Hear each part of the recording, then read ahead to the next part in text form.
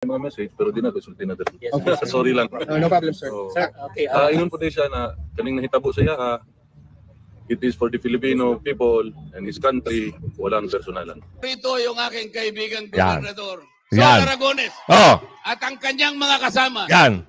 Diba? Kung hindi, magtatagal bago ako bumalik kahit nandun ako sa Senado. Well, para sa aking palagay bilang isang abogado, ang ICC po ay meron silang batas, meron silang rules of procedure. So sa tingin ko dapat sinusunod ng ICC yung kanilang sariling batas. Hindi po naamindahan ang batas ng ICC ng ating batas dito sa Pilipinas. Kaya sa tingin ko po, yung bilang isang abogado, yung pag-aresto kay PRRD ay mali kasi hindi siya binigyan ng pagkakataon na pumunta sa ating korte dito sa Pilipinas. Why I support Rodrigo is because I know he made the Philippines a better country and he is the one that will fight for the Filipino people. So that is why I support Rodrigo Duterte, and I will also support VP Sara as much as I can. Yes. Good morning mga kasama. Nandito na naman si Kuya Goods nagbabalik. At syempre, kung di ka pa nakasubscribe sa ating channel, pa-subscribe na lang po at hit mo na rin yung bell para lagi kang updated sa ating mga video. Painit na ng painit mga kasama ang eleksyon. Kita nyo, kahit sa Davao, yung mga lumang mga video, lumang insidente, talagang pilit nilang inuungkat. Mantakin nyo gagawa ng issue dahil eleksyon, kakasuhan para ma-disqualify. Ganon ang taktika ng mga durobo. Alam naman natin, politika ang lahat ng ito Wala tayong magagawa, ganon sila maglaro. Pero, kahit saan mo papuntahin sa Davao, ang mga Duterte, mahal na mahal ng mga taga Davao, ang mga Duterte. Magmula kay Tatay Digong, kay Pulong, kay Baste, kay Ate Sara, kay Bibi Sara, kay Kitty, at dun sa mga apo. Kaya kayo mga taga Davao, huwag kayong magpapadala sa mga style ng mga dorobo. Dahil gusto lang kunin ang boto ng Davao at Mindanao. Kaya gumagawa sila ng mga taktika. At doon sa mga nagpapakalat na akala mo masama si Kong Pulong, wow! Woo! Di ba may issue pa nga yan yung bahay daw ni Kong Pulong, mansion, ang galing ninyo. Umabante ba yung mga issue nyo? Palagay natin, hindi. Dahil wala na kayong makuha mga ikasisira nila. So ito na naman, meron naman kayong panibagong taktika. Ika nga, sabi ng iba, ito ang panlaban natin. Wow! Hindi aabante yan. Hindi papansin lang ng mga taga-Davao dahil kilala ng mga taga-Davao ang mga Duterte. Ito na, bago natin simulan natin talakayan at reaksyon, isang like, isang share, samahan mo na subscribe at i-bell all nyo para nakakatanggap kayo ng notification at i-like nyo na agad para mas maganda sa mas maganda. Ito pa, sinasabi ko nga sa inyo, di ba? Ito na, nagkatotoo na. Tara sa baluarte ni Google. Ano ang title? Ano ang thumbnail? Sabi ko sa inyo kaya dati gusto kong ipahapyaw yung taga Laguna na tumatakbong gobernadora. Taga Laguna. Ito na meron na tayong preba. Sol Aragones, babanggitin ko na. Isa sa malaking makakatulong sa atin, kay BP Sara, kay Senador Marcoleta, sa lahat ng Duterte. Itong si Sol Aragones. Baluarte ni Google. Huwag ka na. May nagko-comment nga sa akin Sabi sa akin, Kuya Goods, wala na yan. Basura na yan si Google dito. Wala na. Ano pa pipiliin nyo? Dito tayo sa bago. Diba? At saka naman, magaling ito. Dati ko pa itong parang gusto kong i-promote wala pa akong makuwang na kung kaalyado ba o hindi. Ngayon ito na kaalyado. Sino magpapakilala? Si Senador Marcoleta. Taga Laguna, saan man kayo panig sa Laguna, tandaan nyo basta Sol, Aragones, panalo na. Di ba?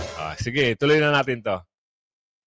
Viral ngayon sa social media ang isang CCTV footage na kung saan makikita si Congressman Paulo Duterte na di umano'y nambubugbog ng isang negosyante. At ang negosyante na ito ay naghain na ng reklamong kriminal sa Prosecutor General ng Department of Justice itong Biyernes, May 2, laban kay Davao City 1st District Representative Paulo Duterte.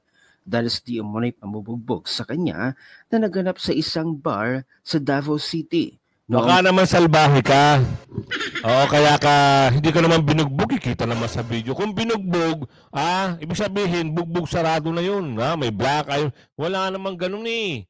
Di ba? Parang hinedbam lang eh. Hinedbam. Bugbog na ba yun para sa kanila? Wow naman. Makwento lang talaga Tapos naghain pa kayo ng reklamo. Wow! Papaniwalaan ba kayo? Wala namang physical meron nga konti lang. Pero hindi naman yung porket parang anak ng tipakulong naman. Oo. Paninira lang ito mga kasama. Kaya huwag kayo magpapaniwala rito. Isang pakulo na naman ito para sirain ang pangalan ni Kong Pulong. Nako. Dahil nakakaramdam ba ng talo?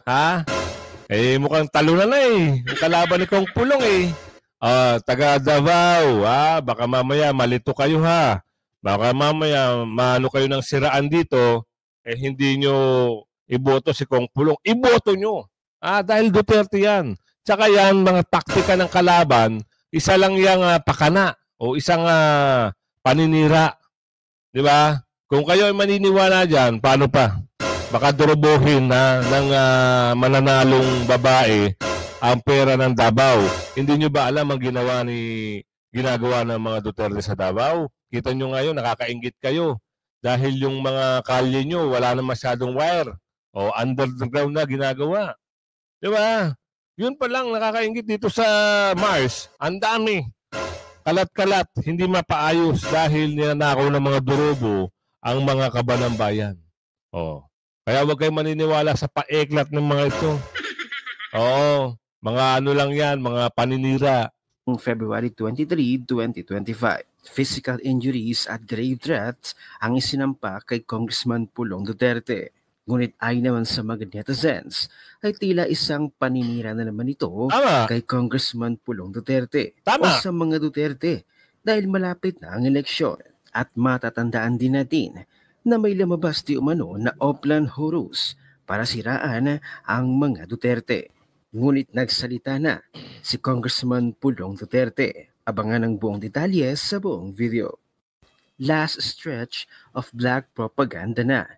Anything you will file against Pulong and Baste, any black propaganda you will concoct and publish online and on mainstream media will not amount to anything.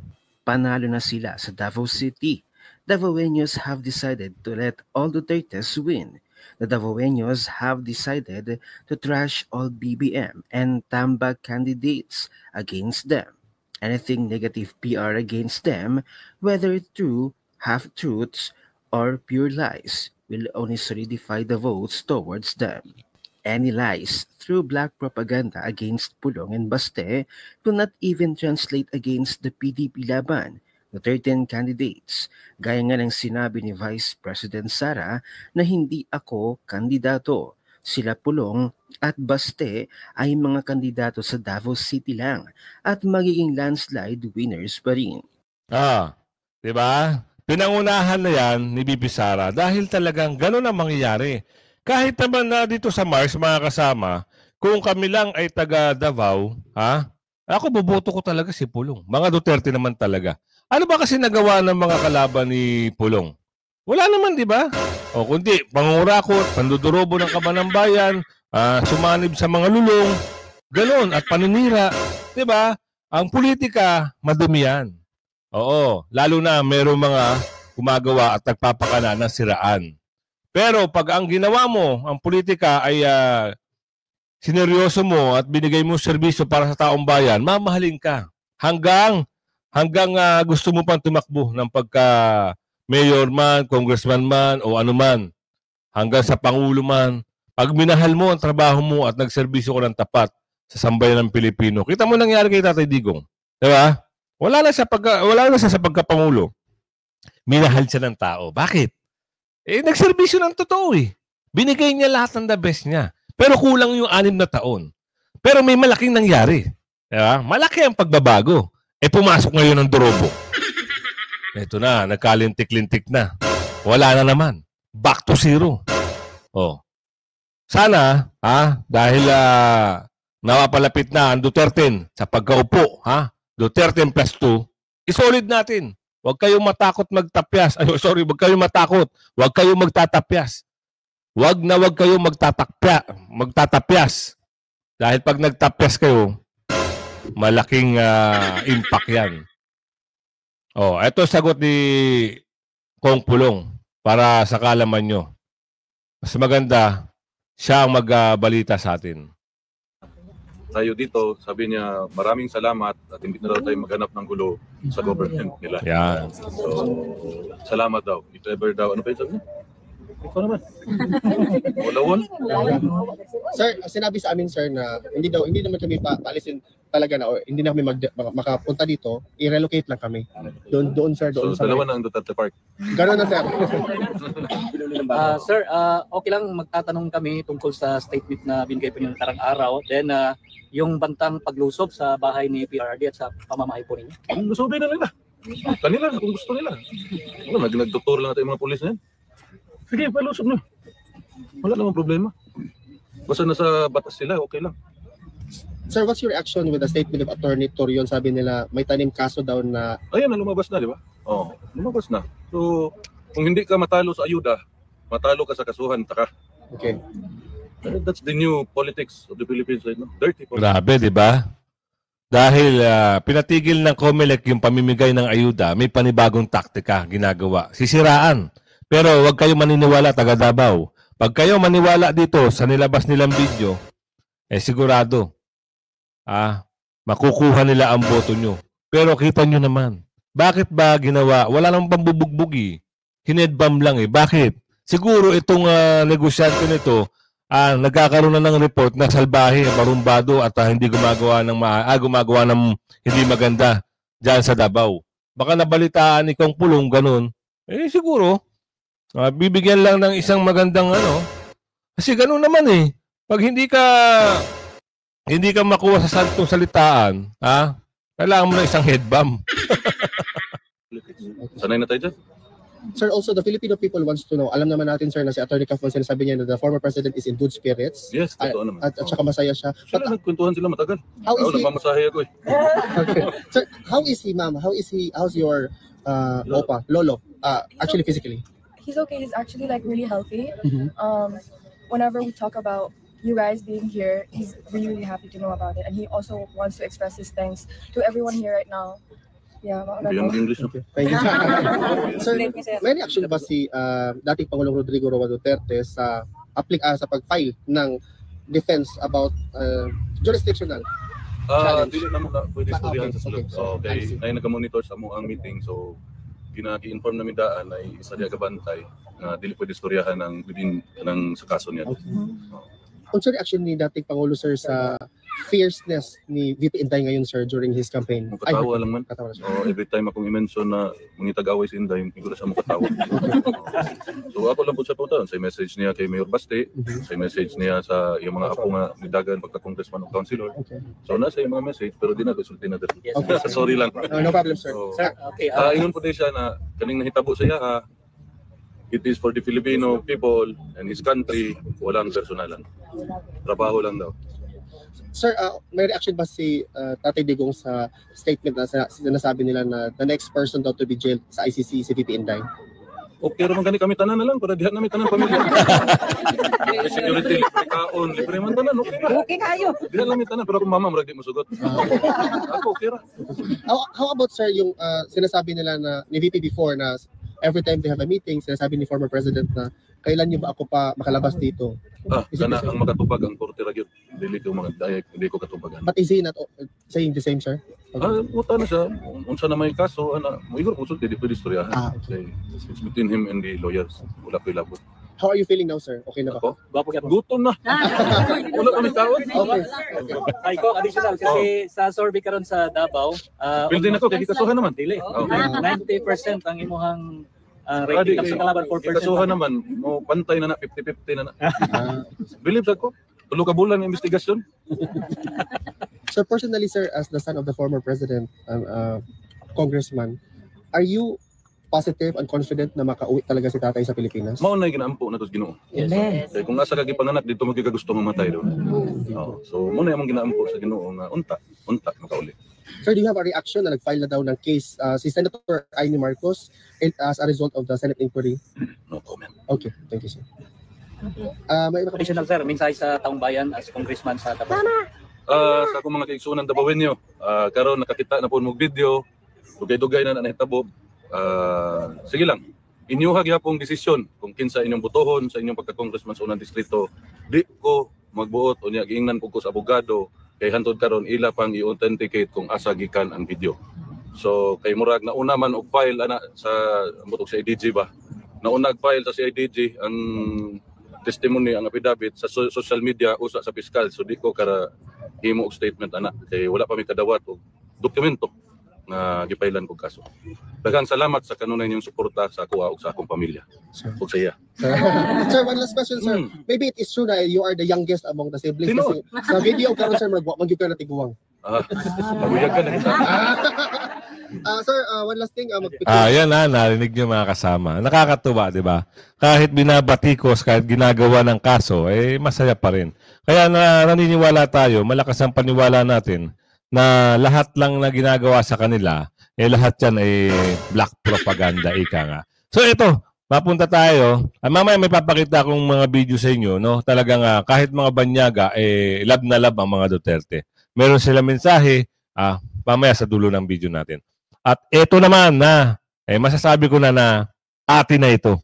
Laban ng Sol, kakampi na yung Susol, lalaban dito kay Mr. Google. Google. Nakakatuwa. Sana mangyari, ilang paso nito ni Ate Sol Aragones, itong si Mr. Google. Ay, Google. Ito na, pasok natin. Wait.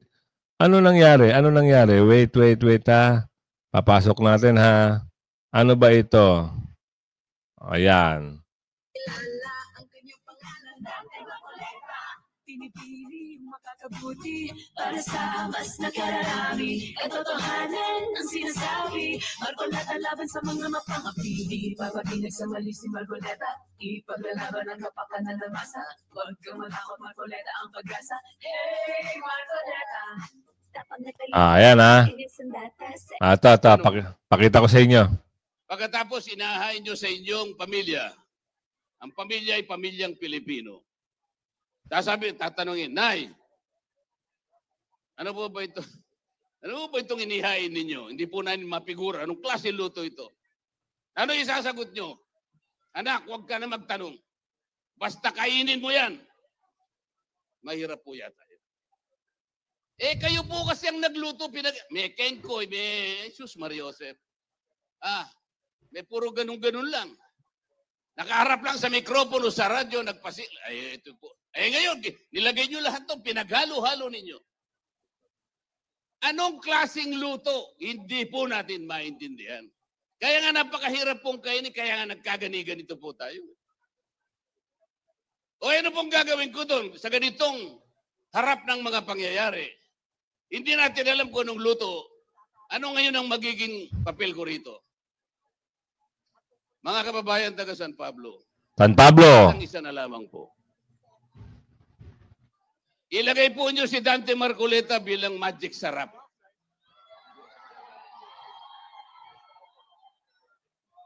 Baka po sakali magkalasa man lang yung niluto ninyo.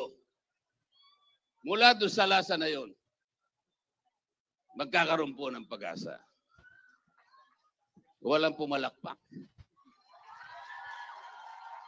Mga kababayan, Dante Marcoleta, madali pong tanda ng number ko. 38. Kalibre 38.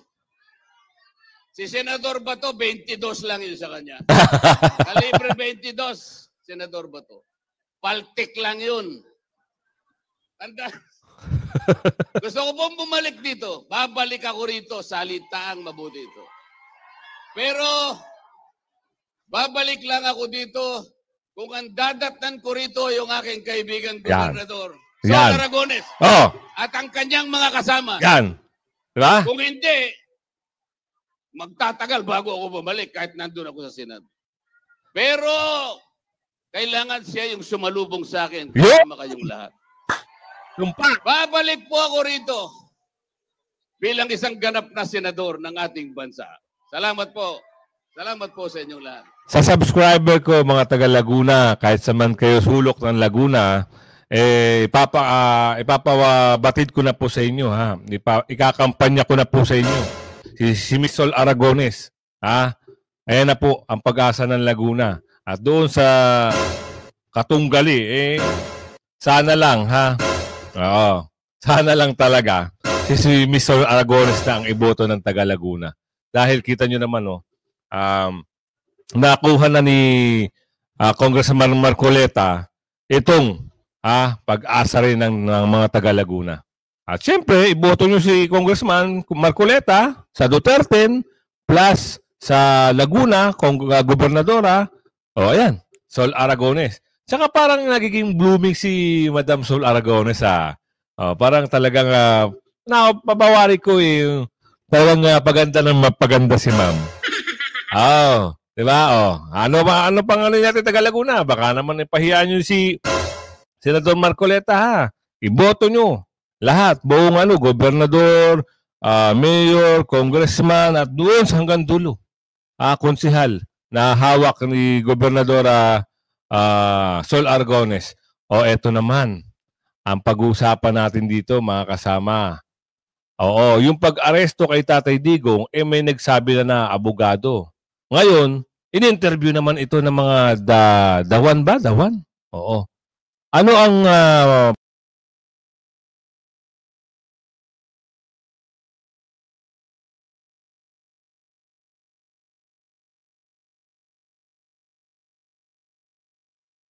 ano ang punto rito? Sorry nawala yung ano natin. Ang punto rito, bakit inaresto kung illegal naman pala at hindi, walang jurisdiction, walang due process. Masaklap yun, mga kasama. Kaya, for sure, may mamapanagot talaga, may mananagot talaga dahil may mali. Kung hindi nyo ginawa yung mga ganung bagay, nasa huli daw ang pagsisisi. Kaya doon sa mga tao na involved doon sa pag-aresto kay Tatay Digong, ito para sa inyo. Pakinggan nyo. Attorney Arnel, 30 years of experience, 3 decades in law enforcement. During that time, nakapag-train din po pala kayo sa FBI at sa Interpol. So ang tanong ko po, tama po ba ang paraan ng pag-aresto kay former President Rodrigo Duterte? Well, para sa aking palagay bilang isang abogado, ang ICC po ay meron silang batas, meron silang rules of procedure. So sa tingin ko dapat sinusunod ng ICC yung kanilang sariling batas. Hindi po naamendahan ang batas ng ICC ng ating batas dito sa Pilipinas. Kaya sa tingin ko po, yung bilang isang abogado, yung pag-aresto kay PRRD ay mali kasi hindi siya binigyan ng pagkakataon na pumunta sa ating korte dito sa Pilipinas kung saan maaari siyang kumuha ng judicial relief sa pag-aaresto sa kanya bago po siya dinala dapat sa ICC. Attorney, you've served, as Pauline said, 30 years as in the PNP. I think you saw naman yung mga videos na lumabas kay General Torre or how he handled or reacted to certain situations sa loob po ng airbase. Ano po ang comment niyo doon bilang isang officer din? Well, kasi siyempre, ang nag-enforce talaga ng warrant of arrest, kung sino yung nabigyan ng authority to implement the warrant. So, tingin ko, naibigay yan sa Philippine National Police through the Interpol. So ngayon, dapat talagang ipatupad ng ating PNP. At yun nga, yung sinasabi kasi nila, nasa kampo yun. So tingin ko naman mayroong prior coordination with the Armed Forces of the Philippines, yung pagpasok ng PNP doon. So tingin ko, yung pag-aaresto, tama na PNP ang nagpa-implement, but siguro may mga ibang aspeto na siguro parang napakarami ng parang puno yung napakarami ng pulis na na-involved sa pag-aaresto. 7,000. Because it was inside camp. So I don't know kung nasa Davao area or nasa labas ng kampo. Siguro mga ilang police personnel lang, pero it is inside camp. Maraming sundalo na nakadistino, Air Force Base. So siguro di ganun karami yung, kaya parang lumabas parang napakagulo nung pagka-implement ng warrant. Naintindihan nyo na. Oo. Ito na ang pasok dito. Ano ang pwedeng mangyari? Bakit? Kasi nga mali yung paghuli, kakasuhan na. O, kinasuhan na nga eh. Sino nagkaso? O, eto, pakinggan nyo. Formal nang inihain ng kapatid ni Pangulong Ferdinand Marcos Jr. na si Senator Amy Marcos ang hiling nito sa Ombudsman na imbestigahan ang 5 opisyal ng PBBM government na sangkot sa umano'y mga paglabag sa batas kaugnay ng pagkakaaresto ng ICC kay former President Rodrigo Duterte noong Marso. Ayon kay Senator Amy, lumabas sa kanilang pagdinig sa Senado na may mga naging criminal at administrative na paglabag ang 5 opisyal sa nangyaring pag-aresto kay Duterte. Nakalista sa reklamo sina Justice Secretary Jesus Cristin Remulla, PNP Criminal Investigation and Detection Group Chief Major General Nicolas Torre, Interior Secretary John Vic Remulla, Philippine National Police Chief General Romel Marbil, at Special Envoy for Transnational Crime Marcos Lacanilao. 5. Tinatransmit ko ang chairman's report na bunga ng Senate investigation on the arrest and extraordinary rendition of President Rodrigo Duterte na tinangay siya hanggang sa Hague at mukhang maliwanag na maraming linabag sa batas, sa saligang batas at pati sa international law. Maliwanag maliwanag. Maliwanag. Oo, ano yung maliwanag? Tinangay siya sa International Criminal o ICC. Mali ang pag-aresto. Mali, walang jurisdiction. Mali, walang due process. Lahat ng nababanggit sa hearing na yun, lahat nagagalit ang sambayanan dahil patawa-tawa lang yung iba, nagtuturoan yung iba, nagko-cover up daw yung iba di umano. Yan yung mga bagay-bagay na kinagalit ng taong bayan. Mapunta tayo sa ibang bansa, ibang lahi. Bakit yung ibang lahi? Mas gusto nila ang mga Duterte. Ano ang paliwanag nila dito? Ito. Support Rodrigo is because Wait. Okay, ito why I support Rodrigo is because I know he made the Philippines a better country and he is the one that will fight for the Filipino people.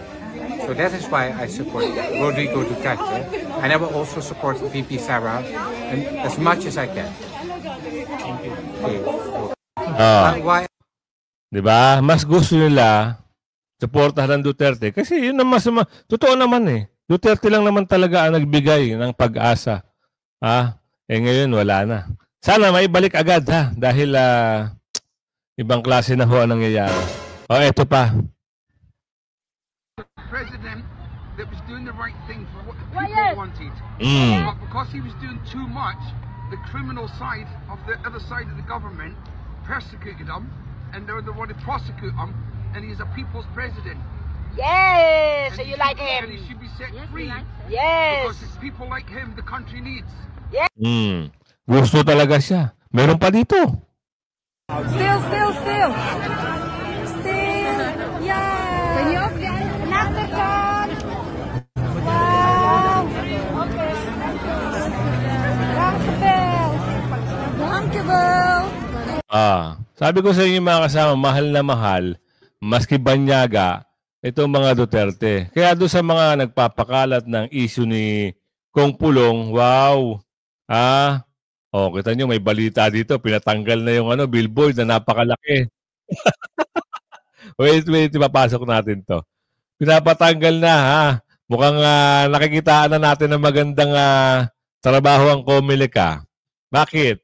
Yung mga napakalaking billboard, oversize ika nga, pinapatanggal na. Kaninong billboard ito? Sigurado mag-aalburuto ang may-ari nito dahil gumastos sila Di ba? Gumastos sila ng malaking pera para dito. Kaso nga lang, siyempre, hindi naman pwede na ganun ang gagawin nyo. Di ba? Pag bawal, hindi pwede. Walang exemption. Patuloy na inaaksyonan ng Commission on Elections o COMELEC ang mga napapaulat na bilihan ng boto at mga report ng paglabag sa pangangampanya. Ang mayoral candidate sa Pasay City tuluyan ang pinadidiskwalipika ng COMELEC Task Force SAFE dahil sa kanyang mga nasabi sa Bombay. Habang iginit naman ni COMELEC Chief George Garcia na bawal na ang pamimigay ng mga ayuda sa ilalim ng ayuda ban na magtatagal hanggang sa araw ng eleksyon. Si Margot Gonzalez sa balita. Ito na katawan ni Dada. Pagkatapos ni Pasig City candidate Christian Sia, si Manila mayoral candidate Editha Manguera naman ngayon ang pinadidiskwalipika ng COMELEC Task Force SAFE dahil sa kanyang racist remark o nasabi patungkol sa mga Bombay. Tanggalin na natin ang Bombay! Para wala nang amoy si Kuya na naghihiwa sa Pasig. Ang petition for disqualification laban sa kanya ay raffle sa dibisyon. Pag-aaralan ng dibisyon ng petisyon at saka magpapalabas ng summons para sa kandidato upang marinig ang kanyang panig bilang bahagi ng due process. Sinabi naman ni COMELEC Chairman Atty. George Garcia na marami pa ang kanilang i-issuehan ng show cause order dahil naman sa napaulat o na-report sa kanila ng mga pamimili ng boto at iba pang paglabag sa regulasyon ng poll body. May mga napadikyo na daw sila ng mga kandidato dahil sa issue ng vote buying at residency ng mga kandidato. Pinapatunayan natin, hindi man kayo mag-complain, hindi man kayo mag-file ng petition, kahit hindi pinanumpaan, kami na po ang kikilos. Kami na mismo ang mag-a-action para pinapaniwalaan. Yan dapat, ha? Parang nakikitaan na kita ng pag-asa, boss, ha? Pag yan ang ginawa mo doon sa taga Batangas, sa taga Laguna, mas lalong bibilib sa iyo ang sambayan ng Pilipino. Oo, maniwala ka sa akin, boss. Kasi may video yun eh. Sa bagay, yung isa, nakasampa na ata di umano sa ombudsman. Pero yung, naku po. Sige lang, boss. Tuloy mo lang. Niwala ng kababayan natin na totoo ang kampanya ng COMELEC. Samantala, ang magkabila ang billboard na ito ni Abalos, isang footbridge sa Marcos Highway, pinatanggal ng COMELEC. Bawal na bawal kasi ang anumang campaign materials sa mga tulay, poste ng kuryente at iba pang lugar na hindi kasama sa common poster area. Samantala, simula noong May 2 hanggang sa araw ng eleksyon sa Mayo 12, ipinagbabawal ng COMELEC ang pamimigay ng kahit anumang uri ng ayuda ng pamahalaan, maliban sa burial at medical assistance. Ayon kay Garcia, ang murang bigas ay isa sa mga uri ng ayuda, kaya't kasama sa bawal ang pagbebenta ng 20 pesos na kilo ng bigas. Good job! Good job, ha? Chairman, good job yan. Huwag kang mapapasira dyan sa mga naging amo mo. Kung talagang masama ang loob mo sa pinagagawa ng mga dorobo, pumunta ka sa side ng mga Duterte. Hindi ka masisira. Yan ang sabi ng ating kababayan na si Aling Ledesma. Maging fair lang sa botohan at tama rin yung desisyon mo na wag i-connect yung internet habang nagbobotohan. Tama yun, good job yun, Chairman. Dahil dyan, meron kang 2 points na sa akin. Kung mapatunayan natin na yung mga dorobo ay ma-disqualified na yung namimili ng boto, mas plus 5 points ka sa akin. Yung taga Laguna at taga Batangas, plus 5 points ka sa akin. Yung ginawa ng COMELEC na ipinagbawal ang kahit anong pangalan at klase ng ayuda. Pag po tayo sumuporta ang LGU ng 6 pesos and 50 centavos bilang contribution natin para mapamura ang presyo ng bigas, yan po ay ayuda. And therefore, pinagbabawal po natin ito sa 10 araw. At sana po, yung kahapon na roll out, okay na po yun. At least alam na ng sambayanan na may ini-expect silang 20 pesos pagkatapos ng eleksyon na pwede nilang mabili. Yan na, mga kasama. Hanggang sa muli, kaya sabi ko sa inyo, tutok lang kayo. I-like, share nyo yung video, ha. Dito kayo makakapanood ng magandang reaction video at syempre, ma-informative din. Kaya tutok kayo sa YouTube lagi. Hanapin nyo si Kuya Goods. YouTube lang ang bibigay sa inyo ng magandang balita. Hanggang sa muli, bye-bye!